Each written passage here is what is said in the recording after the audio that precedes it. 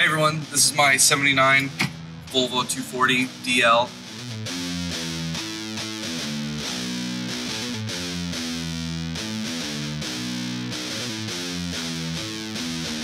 I've had this car since 2018. It's been with me a long time, done a lot of stuff to it. Did a motor swap, V230 FT from 91. Did a Ford T5 transmission swap 5-speed. It's got all IPD suspension on it, sway bars, torque rods, Panhard bar, stuff like that.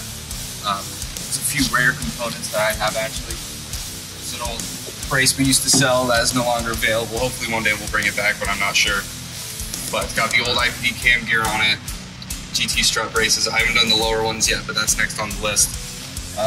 Intercooler, but a lot of stuff done to it, a lot of stuff coming still. It's a great car, love it.